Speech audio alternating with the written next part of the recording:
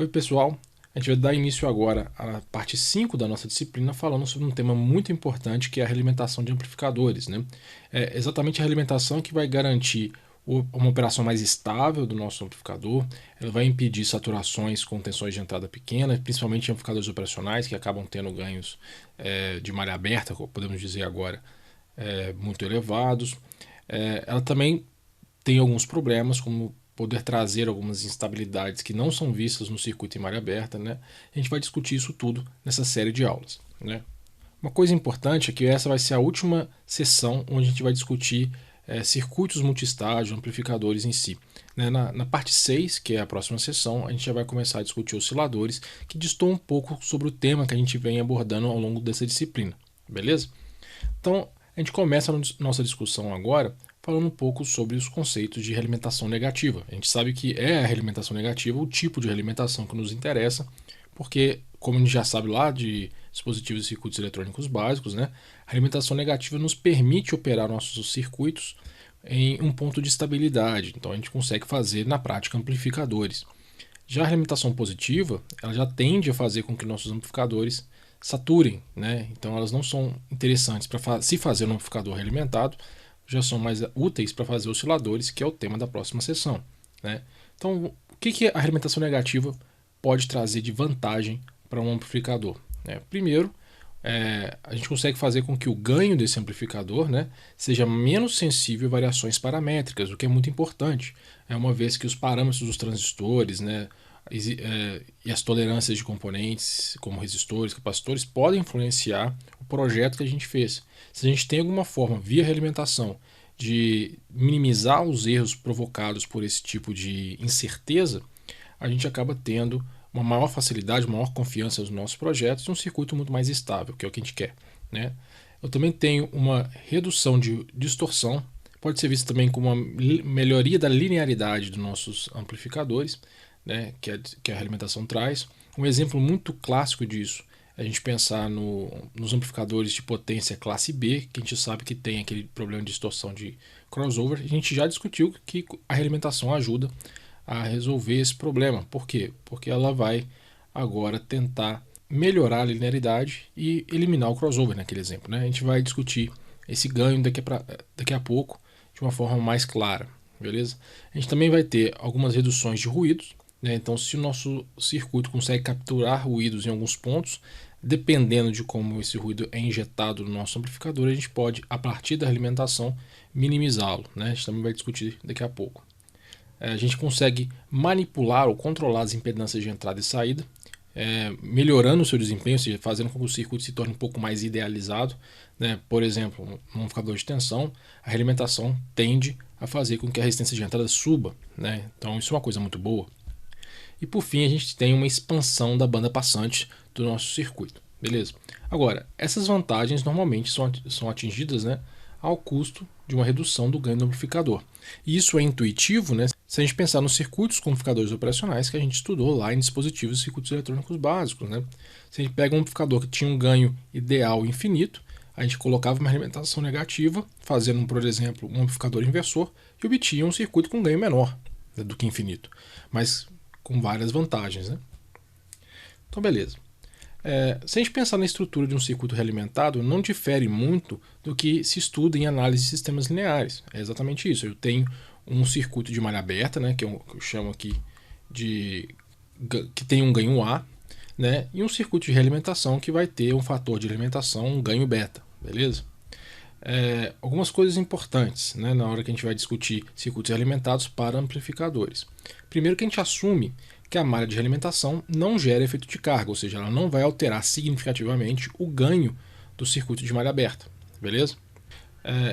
Como a gente já sabe lá de análise de sistemas lineares, o ganho de malha fechada vai ser igual ao ganho A, que é o ganho de malha aberta, dividido por 1 mais A vezes beta, que é o ganho de realimentação. Por favor, não confundam beta de realimentação com beta de transistores bipolares. São duas coisas totalmente diferentes e muita gente ainda faz esse tipo de confusão, não sei porquê.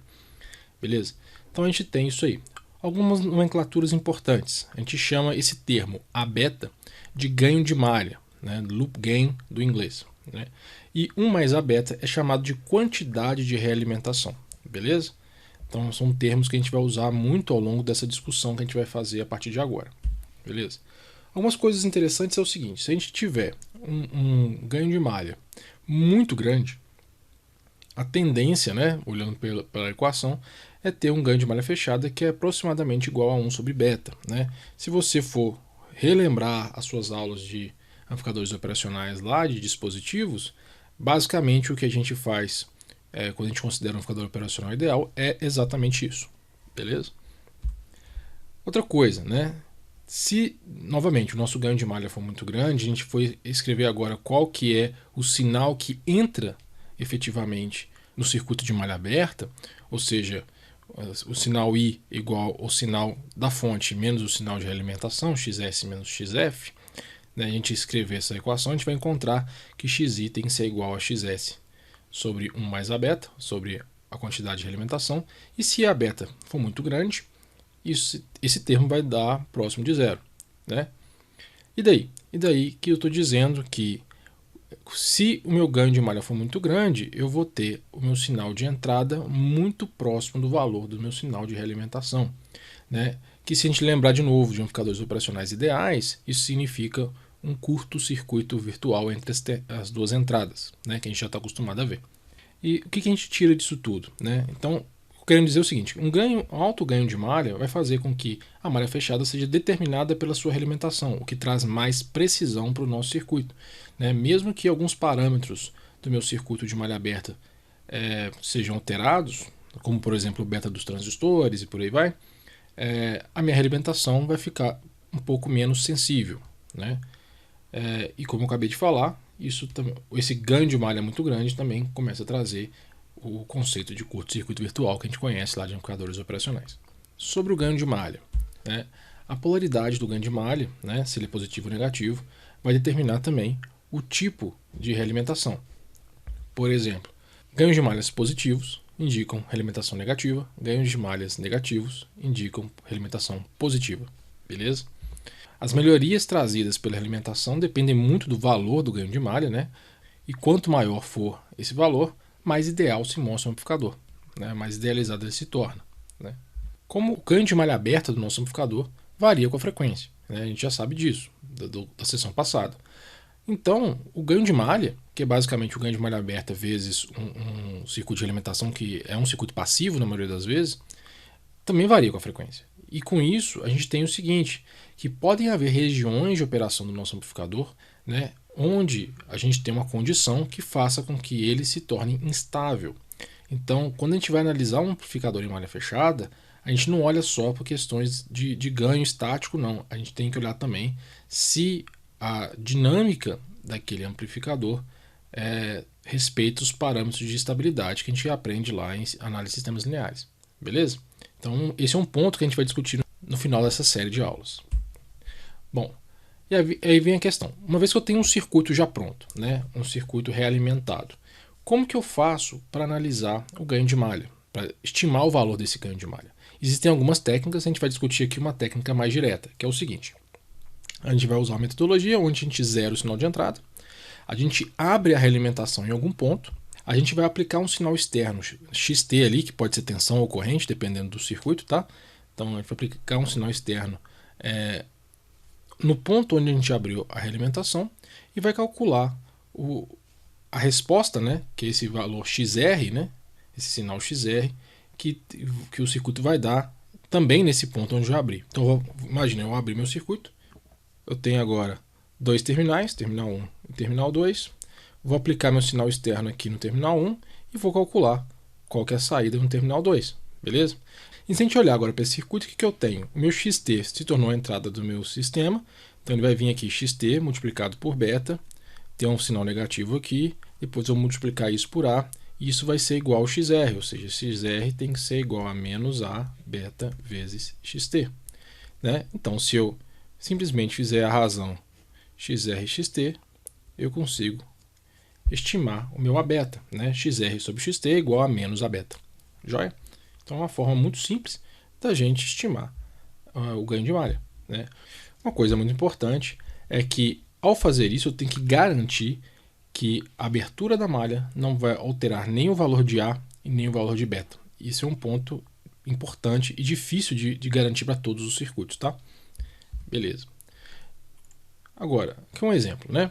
Como que a gente faz para analisar esse circuito? É um amplificador não inversor, que a gente está acostumado a lidar já, lá de dispositivos e circuitos eletrônicos básicos, né? Então, basicamente, o exercício está pedindo o seguinte: nós vamos projetar esse circuito para ter um ganho de malha fechada igual a 10, considerando um amplificador com ganho de malha aberta igual a 100 kV por volt. Então, a gente precisa agora levantar o fator de alimentação e o ganho de malha, calcular o erro de tensão e verificar a sensibilidade do ganho à variação de A, beleza? Então, primeira coisa, a gente vai, para ficar fácil de enxergar, né, a gente vai botar aqui o modelo do nosso amplificador, né, um amplificador operacional ideal, com impedância de entrada infinita, impedância de saída zero e um ganho que é A vezes a diferença de tensão de entrada. Então esse aqui é o nosso amplificador operacional ideal, beleza? Joia. Então pegando ele ali, a gente vai abrir o circuito neste ponto, né? Vamos aplicar uma tensão externa VT e vamos calcular o que esse circuito nos dá. Primeira coisa, né? A tensão VF, que é a tensão de realimentação, claramente aqui é igual à tensão externa VT vezes esse divisor de tensão, né? E aí a gente tira que o beta desse circuito é exatamente o ganho desse divisor de tensão. Por quê? Se a gente lembrar do diagrama de blocos, né, o sinal VT vai aparecer na entrada multiplicado por beta. Tranquilo? Agora, o meu sinal de entrada, lembrando que a gente aterrou a entrada ali, vai ser igual a zero menos a tensão VF de realimentação. Com isso, a tensão VR, que é igual a A vezes VI, se torna exatamente menos A beta vezes VT. Beleza? E aí o ganho de malha, é só fazer uma razão, se torna igual a A vezes R1 sobre R1 mais R2. Beleza? E o ganho de malha fechada tem que ser igual a A sobre 1 mais A beta, vai apresentar mais ou menos aquela expressão. Bacana? Então, uma análise bem simples, né? Também um circuito bem simples. A partir desse circuito aqui, a gente pode fazer o projeto, né? Se eu sei que o meu A é igual a 100 kV por volt e eu quero um ganho de malha fechada de 10, o que nos resta agora é calcular quanto que tem que valer o beta. E se a gente fizer as contas, né? Considerando aqui, de novo, igual a 100K e aqui igual a 10, que é o ganho que a gente quer, vocês vão encontrar exatamente um beta igual a 0,1. Beleza? Joia. Eu poderia projetar também esse beta pensando o seguinte, olha, se eu considerar um A, né, um A beta muito maior do que 1, como a gente discutiu, o ganho de malha fechada fica aproximadamente igual a 1 sobre beta. Né? Se eu quero que esse ganho de malha fechada seja 10, o beta vai dar exatamente 0,1. Né? Se a gente agora fizer essa conta, né, e calcular isso com mais precisão, a gente vai ver o seguinte, que neste caso, né, a gente vai encontrar, considerando o beta igual a 0,1, né, exatamente, a gente for calcular agora o valor de AF, a gente vai encontrar um erro que vai estar na ordem aí de 0,001%. Né? Ou seja, neste caso aqui, né, fazer a conta usando o circuito mais ideal ou fazendo a conta direta, né, não vai fazer muita diferença na prática não, porque no arredondamento a gente vai chegar exatamente no mesmo valor. Bacana? Agora, eu pedi também para a gente analisar a sensibilidade aqui, beleza? Que é um tema que a gente vai abordar daqui a pouco também, de uma forma mais teórica. Mas olha só, vamos imaginar que o meu A, que vale inicialmente 100 kV por volt, passe agora a valer 80 kV por volt. Né? Ou seja, uma redução de 20%, por qualquer motivo, beleza? Quanto que o meu AF vale neste caso? Então o que eu vou fazer? Vou pegar a expressão aqui de cima, beleza? Vou substituir A por 80 kV por volt, manter o beta igual a 0,1 e vou calcular quanto que vale o novo AF. E eu vou encontrar um ganho de 9,99875 volts por volt. Beleza? Se eu fosse arredondar aqui ia dar 10, não ia fazer diferença nenhuma. Qual que é o erro? É um delta AV de menos 0,0125%. Beleza? Ou seja, Percebam, eu tive um fundamento do meu ganho de malha aberta de 20%, e isso vai me gerar só um afundamento de algo muito desprezível do meu ganho de malha fechada, né? Isso me mostra que realmente a realimentação torna o nosso circuito muito menos sensível, beleza? Agora, a gente pode discutir isso de uma forma mais teórica. Então, a gente pegando aqui o ganho de malha fechada, né, a equação dele tradicional, a gente pode fazer uma análise de sensibilidade, que é basicamente fazer a derivada parcial de AF em função de A, beleza? E a gente fizer essa matemática, a gente vai encontrar essa expressão. Manipulando isso um pouquinho, a gente vai encontrar essa equação aqui. Então, a variação percentual de AF é igual a variação percentual de A vezes 1 sobre a quantidade de realimentação. Beleza? De novo, se o A beta for elevado, significa que mesmo que eu tenha uma grande variação do meu ganho de malha aberta, isso vai provocar uma pequena variação do meu ganho de malha fechada. Foi o que a gente acabou de ver nesse exercício. Beleza?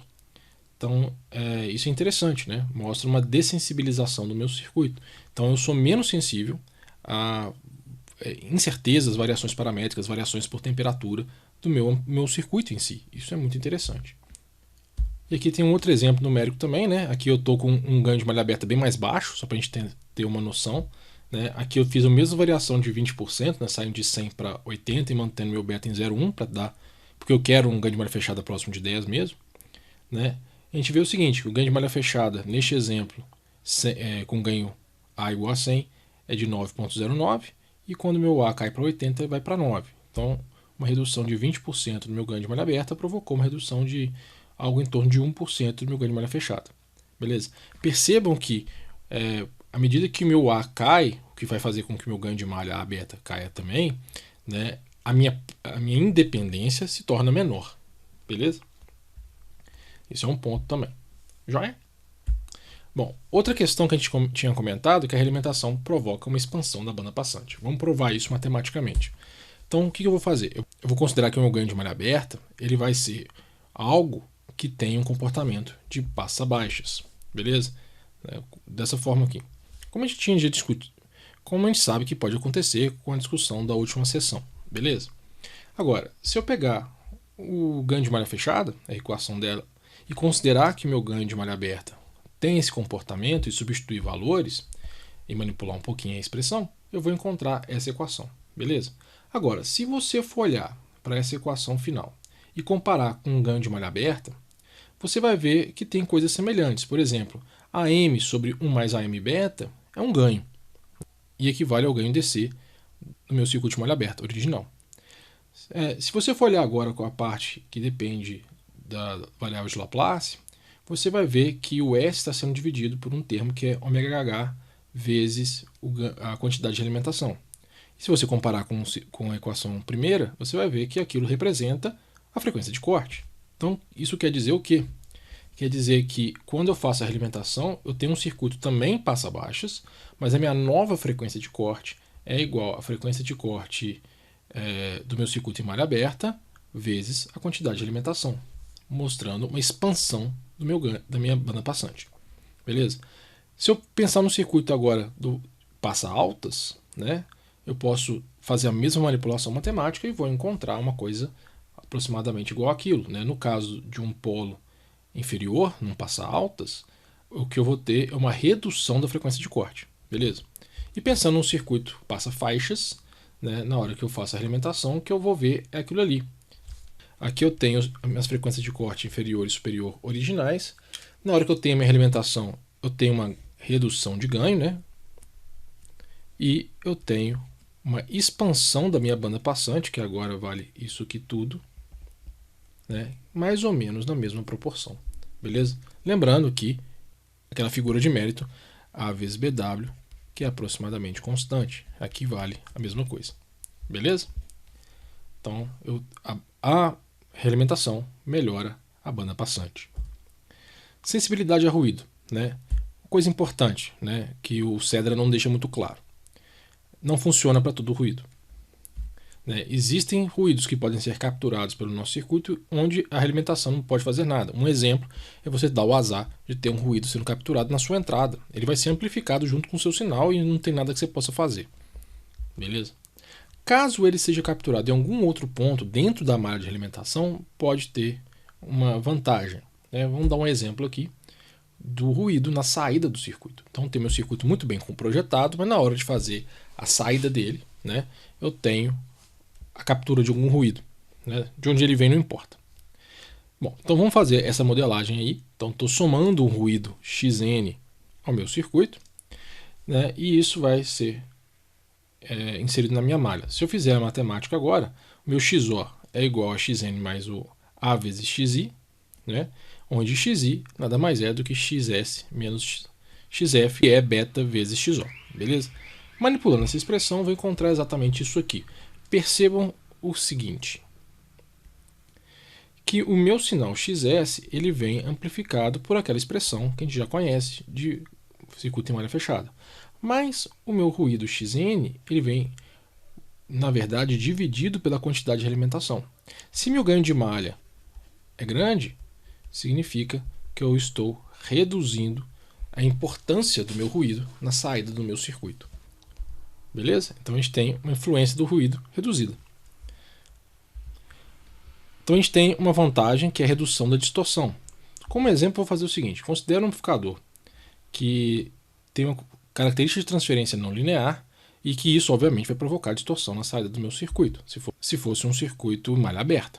E vamos tentar ver como que uma realimentação, agora vamos pegar dois valores, né, um beta pequeno e um beta um pouco mais alto, e ver como que isso impacta a linearidade final. Então aqui está o meu circuito, então eu fiz uma característica de transferência que tem duas partes lineares diferentes, né? Então eu tenho uma região mais interna ali, próximo do zero, onde o meu ganho, né, é de 1000 volts por volt, e depois uma região mais afastada, onde eu tenho um ganho bem menor, um ganho de 100. Perceba que eu tenho uma variação de 10 vezes de linearidade de uma região do meu circuito para outra, né? Bom, quando eu faço a realimentação, né, a gente pode calcular a malha fechada, né, para cada uma dessas partes, né? Então eu posso calcular um ganho de malha fechada para a parte 1, para o ganho A1, e um ganho de malha fechada para o ganho A2, né? Basicamente isso. Então, vamos lá. Considerando primeiro aquele beta de 0,01, né? O ganho de malha fechada para a região A1 vai ser igual a 50 e o ganho de malha fechada para a região A2 vai ser de 90. Ainda bem diferente, né? Mas se você for ver agora, eu tenho uma relação de um para o outro de 1,8 vezes. Já é bem melhor do que ter uma variação de ganho de 10 vezes de uma região para outra. Agora, se eu tiver um beta um pouco maior, que vai aumentar o meu ganho de malha nas duas regiões, por exemplo, 0,1, percebam, na região A1 eu tenho um ganho de malha fechada de 9,09. Já na região A2 eu tenho um ganho de malha fechada de 9,9. Percebam que já está uma relação entre os dois bem mais próxima, mesmo com que meu ganho de malha aberta tenha uma variação muito grande, né? E se meu beta fosse maior ainda, essa variação seria menor ainda, né? Então, percebam, inicialmente eu tenho uma razão de ganhos de 10. Quando eu coloco o beta igual a 0,01, a razão de ganhos é de 1,8. E quando eu botou beta igual a 0,1, a razão de ganho já cai para 1,09. Né? Então, claramente a gente vê que a gente está melhorando a linearidade do nosso circuito. Beleza?